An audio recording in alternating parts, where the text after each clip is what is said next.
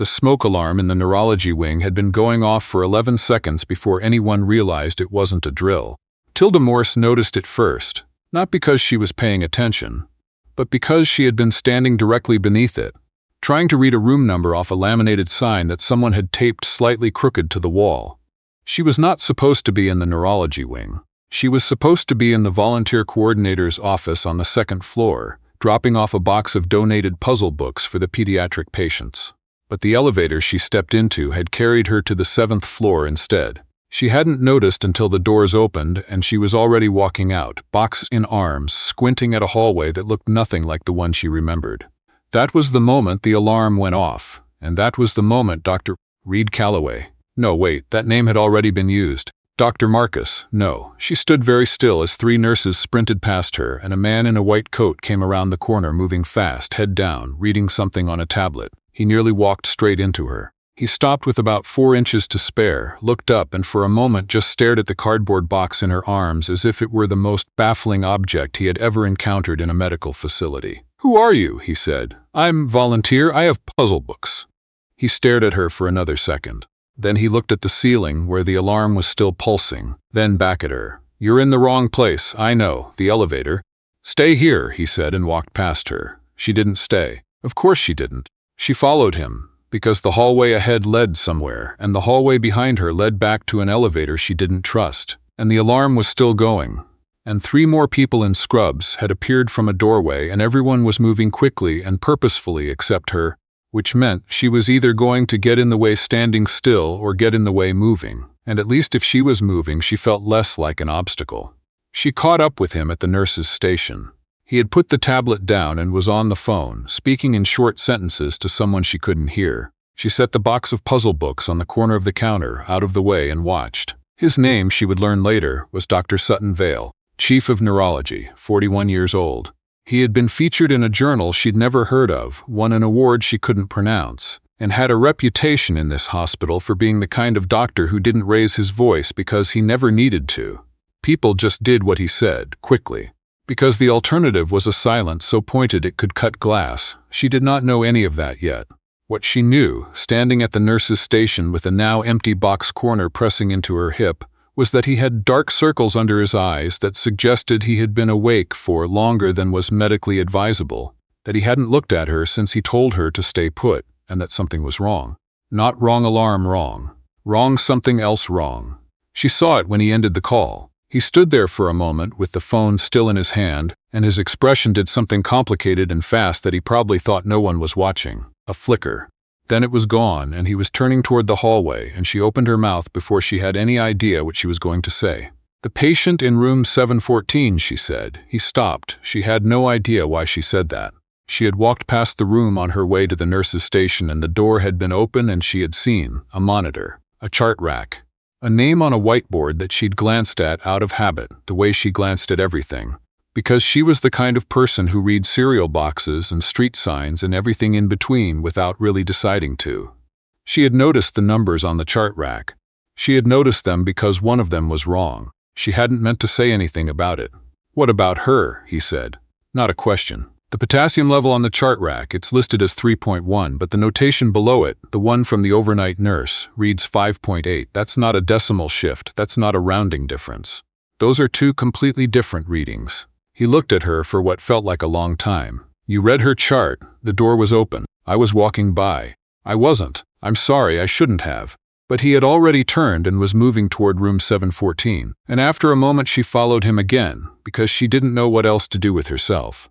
Matilda Morse, Tilda, to anyone who managed to get close enough, was 29 years old and had a degree in biology she'd never used professionally, a part-time job at a bookstore that paid just enough to cover rent if she was careful, and a volunteer badge at St. Clement's Medical Center that she'd held for 2 years. She came in 3 mornings a week and delivered things, puzzle books, donated magazines, sometimes just company to patients who didn't have many visitors. She was good at listening. She was good at noticing things. Both of these skills had developed in self-defense, growing up in a house where you needed to read a room correctly before you walked into it. She was not good at staying where people told her to stay. She was also, it turned out, not good at knowing when to stop following someone down a hospital corridor. Dr. Sutton Vale confirmed the discrepancy. He confirmed it in the quiet, methodical way he confirmed everything. Standing at the chart rack, cross-referencing 2 documents, speaking in a low voice to the nurse who had come in behind him, Tilda stayed near the door. She was very aware that she was in a patient's room and that she had no right to be there, and she was also very aware that the patient, a woman in her 70s with silver hair fanned out on the pillow, was watching her with an expression of mild, unworried curiosity. "Hello," the woman said. "Hi," Tilda said. "I'm sorry for the intrusion. I got a little lost." "You're not the first," the woman said. "This hospital has the most confusing floor plan I've ever encountered. I've been here 3 days and I still don't know where the decent coffee is. 2nd floor, near the east stairwell. There's a cart that doesn't show up on the map." The woman looked pleased. "See, now that's useful information." Dr. Vale turned from the chart rack. He looked at Tilda, then at his patient, then at Tilda again. "Mrs. Hartwell," he said, "I need to run a new panel. We're going to sort this out." "I know you will," she said, with the absolute confidence of someone who had decided that worrying was not worth the effort. He walked out. Tilda followed. In the hallway he stopped and turned to face her, and she prepared herself to be told, very calmly and with a great deal of precision, that she needed to leave. "What's your name?" he said. "Tilda Morse." "How did you know to look at the notation and not just the primary reading?" She thought about it. "My mother was sick for a while. I spent a lot of time in hospitals. I learned to read charts because it was the only way I could understand what was happening to her. And numbers tell you things. But only if you look at all of them." Something shifted in his face. Not the complicated flicker from before. Something smaller, more careful. "The discrepancy could have been caught at the next medication review," he said. "Could have been. It might not have caused harm. Might not have." He was quiet for a moment. "Thank you," he said, and it sounded like a word he didn't use very often. "I'll get out of your way," she said, and went to find her box. She was at the elevator when someone called after her. "There's no protocol," said a nurse, young, with the slightly manic energy of someone on hour 11 of a 12-hour shift, "for what just happened. In case you were wondering, we don't have a form for random volunteer reads chart and prevents possible adverse event. Dr. Vale is going to have to invent one." Tilda looked at her. "Is that bad? For him? Possibly. He doesn't love paperwork. For you?" The nurse tilted her head. "He asked what department you were in. The elevator arrived." Tilda stepped in, pressed 2, and stood very still as the doors closed. The next time she saw him was a Thursday. She was in the pediatric common room helping a 6-year-old named Gus set up a jigsaw puzzle of a lighthouse. Gus had decided that lighthouse puzzles were his preferred genre of puzzle, which Tilda respected. She was sorting through the edge pieces when she became aware, in the low-level sensory way she sometimes became aware of things, that someone was watching her from the doorway. Dr. Sutton Vale, white coat, tablet. Expression unreadable. "You're in the right place this time," he said. "I am 2nd floor. I took the stairs, just to be safe." Gus looked up from the puzzle. "Do you know this lady?" Dr. Vale considered the question seriously. "I don't think so." "She knows where the coffee is," Gus offered, as if this settled something. "I've heard that about her," he said. And Tilda would think about this for the rest of the afternoon. He almost smiled. It was a near miss of a smile, the kind that gets most of the way there and then stops, like someone reaching for something and pulling their hand back. But it was enough that Gus noticed it and looked satisfied and went back to his lighthouse. He left. Tilda looked at the puzzle for a moment. "I think he likes you," Gus said. "I think he was just being polite," Tilda said. "My mom says polite and like are basically the same thing. Your mom and I have different philosophies on that one, buddy." Gus considered this. "What's a philosophy?" "A way of deciding what you think is true." "Oh," he said. "I think it's both. It happened in stages, the way most things do when neither person is planning for it." She started seeing Dr. Sutton Vale. She still thought of him by his full name and title, for reasons she couldn't explain, in the hallways with some regularity. The hospital was not small, but the wings she volunteered in had a predictable rhythm, and his route from neurology to the cafeteria on Tuesdays and Thursdays took him past the elevator bank where she usually waited. He nodded. She nodded. Once she was on the phone and he passed without stopping, and she felt, absurdly, a small blip of disappointment. The first time he stopped to talk was a rainy Tuesday in November. She was sitting in the corridor outside the volunteer lounge, eating a sandwich and reading a paperback, because the lounge was occupied by a committee meeting that had overrun by 40 minutes. He came around the corner, saw her on the floor, and paused. "Why are you on the floor? All the chairs are in use." He looked at the corridor floor, at her sandwich, at the paperback. "What are you reading?" She showed him the cover. A novel, not recent, not fashionable, the kind of book sold for $1 at library sales. He looked at it for a moment. Any good? Jury's still out. There's a character in chapter 2 who makes a decision I haven't forgiven her for yet. What kind of decision? She could have said something and she didn't. Things would have been different. He was quiet. Then, that's the worst kind. I think so too. He stood there for a beat longer than was strictly necessary for a hallway encounter. Then he said, "There's a chair in my office, second on the left after the nurse's station. I'm not going to take your office chair. I never use it. There's always someone sitting across from me. I stand at my desk." She looked at him. "That can't be good for your back. My back is fine." That's what people say before they find out their back isn't fine. "You're a volunteer with puzzle books," he said. "Not an orthopedist. I contain multitudes," she said. And he did smile then, fully. It surprised both of them, she thought. She saw him register it, the way you register an unexpected sound. He recovered quickly, said something brief about the chair offer standing, and kept walking. She sat on the floor for another 5 minutes, staring at her sandwich, not reading. The chair did end up in the volunteer lounge. She found it there 2 days later with a piece of tape on it that said, in handwriting she didn't recognize but would come to know, "Borrowed from Vale. Return when committee meetings stop colonizing the lounge." She showed it to the volunteer coordinator, a woman named Bet, who had been running this department for 22 years and missed nothing. Bet said. "It's just a chair," Tilda said. Bet said. "He wasn't using it."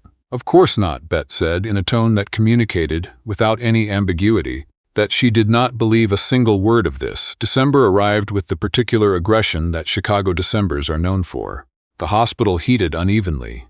The ground floor was always too warm, neurology was usually reasonable, and the pediatric wing ran cold in a way that the administration had promised to fix every year for the past 6 years. Tilda started keeping a cardigan in her locker and wearing it over her volunteer vest, which gave her a slightly absurd layered look that Gus had informed her was, quote, kind of chaotic but okay. She was thinking about this, about the cardigan, about Gus's aesthetic opinions, about nothing in particular. When she walked into the stairwell on the 7th floor and found Dr. Sutton Vale sitting on the top step with his coat over his knees and his eyes closed, she stopped. He opened his eyes. They looked at each other. "I'm not," he said, "having a breakdown. I didn't say anything. Your face said something. My face is naturally expressive. It's not intentional." He looked at her for a moment. Then he looked back at the middle distance. "I lost a patient this morning." She sat down on the step beside him, not close, just adjacent. "I'm sorry." It wasn't unexpected. She'd been declining for months. "We knew the trajectory." He paused. "Knowing the trajectory doesn't." "No," she said, "it doesn't." They sat in the stairwell for a while. Someone came through the door below them, went up one flight, exited. The door above them opened and closed with a mechanical click. The building breathed around them. "She used to ask me what the weather was like outside," he said, "every morning when I came in. She couldn't see the window from her bed and she didn't want to bother the nurses." A pause. "I would describe it in more detail than was probably necessary." She appreciated specificity. Tilda didn't say anything. She said, "I had a very precise way of talking about clouds," he said. "I've never thought about it since, and now I'll probably think about it every time I look at a window." "That sounds about right," she said. He looked at her sideways. "Does it get easier, watching someone decline?" "No," she said. "You just get better at holding it." "My mother died when I was in residency," he said. "I didn't go back for the service. There was a patient." He stopped. "I've never said that out loud before. You don't have to keep going." "I know." He looked at the opposite wall. "I think I wanted to." She nodded. The stairwell was very quiet. "My mother," she said, "used to pretend to be better than she was so that I wouldn't worry. I spent 6 months believing her, which was not my finest hour. Then a nurse pulled me aside and told me what was actually happening in plain language. And I cried in the parking lot for 40 minutes and then went back in and sat with her properly." She paused. "I always thought I'd thank that nurse. I never did. I don't even know her name." He turned his head to look at her. "The point," she said, "if there is one, is that sometimes what people need is someone who'll just tell them the truth without making it prettier than it is." "You do that," he said. "I try. You noticed a chart discrepancy from a hallway and mentioned it to a stranger because the numbers were wrong. I can't help noticing things. Most people who notice things don't say them." She thought about the novel in her bag. The character in chapter 2, the decision not made. "I know," she said. "I've been trying not to be that kind of person." He looked at her for a moment. Then he stood up, put his coat back on, smoothed it in the automatic way of someone who runs on habit and precision. He looked less like a person sitting on a stairwell step now and more like himself, which was to say composed, contained, and slightly formidable. "I owe you a coffee," he said. "You really don't." "The chair, the consult, I'm keeping a running total." There was no consult. There was. I'd call it informal, but it affected patient care. He buttoned his coat. "East stairwell, second floor, coffee cart that doesn't appear on any official hospital map." She stared at him. "You knew about the cart. I've known about the cart for 3 years. Then why did you let me tell Mrs. Hartwell about it like I had some kind of secret knowledge?" "Because you looked pleased about it," he said and started down the stairs. "And it seemed rude to take that from you."